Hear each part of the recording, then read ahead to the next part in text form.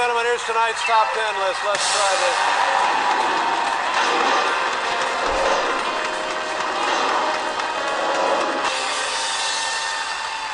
The category tonight, top 10 ways to be successful at FSCJ.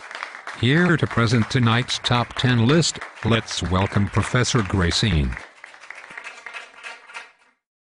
Number 10. Carefully review the syllabus at the beginning of every course. Print off a copy and keep it available for reference. Consider the syllabus a contract between the instructor and yourself. It provides a binding agreement stating their expectations, how you should proceed, and how you will be evaluated. Again, don't hesitate to contact your instructor for clarification if you have questions. Remember, your professors are there to help you be successful. Most professors have a policy of returning calls and emails within 24 hours, no longer than 48 hours. Another great suggestion is to post your questions in the discussion board. In addition, purchase or order your books a couple of weeks before classes start. With many 8-week classes, you just cannot wait a week or two for your course materials to come in.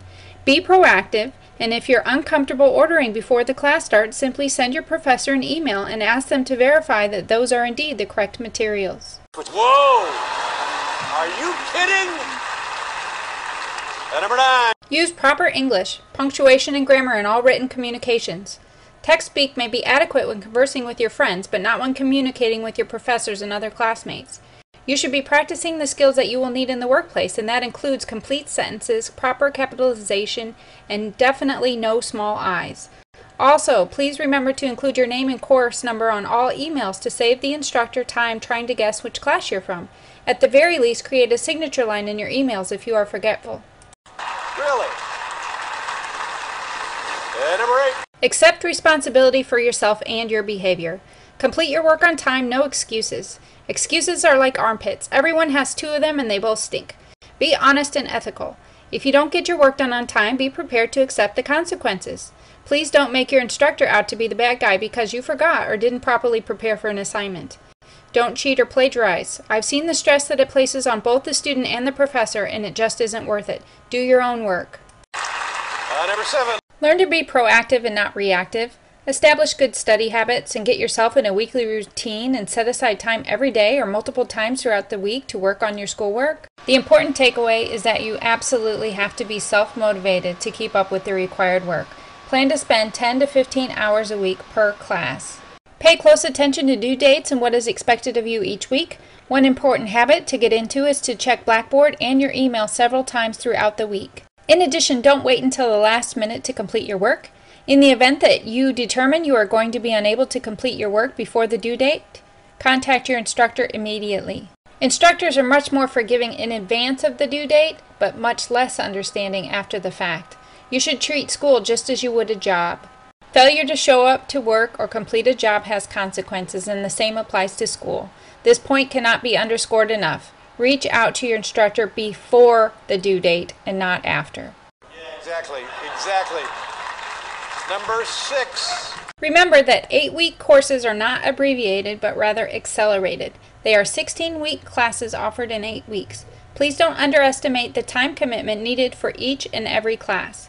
Too many students try to work full-time, raise a family, and take a full-time workload at school. This just isn't smart, and they end up stressed out and doing poorly on assignments and classes when it just isn't necessary.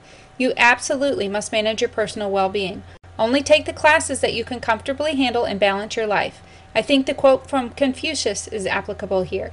It does not matter how slowly you go, as long as you do not stop. On a side note, if there are some extenuating circumstances going on in your personal life that are interfering with your coursework, then you need to keep your professor informed. Give them advance warning of any potential drama that may arise.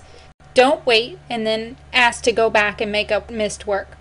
Also, when you do consult with your professor, make sure you do it in private. Don't post it in Blackboard or shout it out in front of the class while you ask for an extension or special considerations.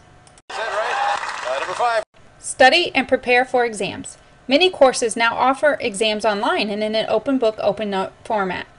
While this sounds appealing, the truth is that some feel it is not necessary then to study and actually prepare for the exams. You should still plan on preparing for an exam as if you were taking it in a classroom without the use of your book and notes. This will alleviate much of the unnecessary stress and test anxiety that occurs. Many students complain that they just don't have enough time to take an online exam. when the truth is they just haven't studied and aren't prepared and are trying to look up every single question.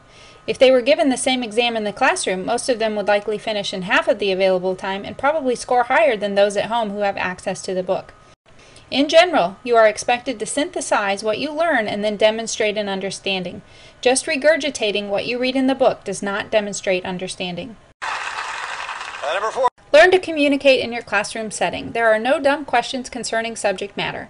If you don't know or don't understand something, chances are several of your peers don't understand either. Learning to ask questions is a real skill and you need to develop it. If you have any questions of concern about how you are doing in a class, go to the professor and discuss it. Number 3. Attendance is a common reoccurring issue worth mentioning. If you take a seat at class, you should arrive 5 to 10 minutes early, find a seat, and get yourself prepared to take notes and actively participate in the class. You really need to be on time. It is very disruptive and disrespectful when students repeatedly arrive late. Also, if you know in advance that you are going to miss a week or two of an 8-week class, then you need to consider not taking classes that term. Also, don't expect your instructor to repeat their lecture or get you caught up because you missed a class period. Take responsibility for your own actions and consult with a classmate to get the notes or refer to Blackboard in the course syllabus and schedule to get yourself caught up on what you missed. Number 2. Treat everyone with respect and courtesy. This includes your professors, classmates, and other college personnel. You must learn to deal with those whom you find difficult. It does no good to become disrespectful. You are going to meet people throughout your career with whom you have differences.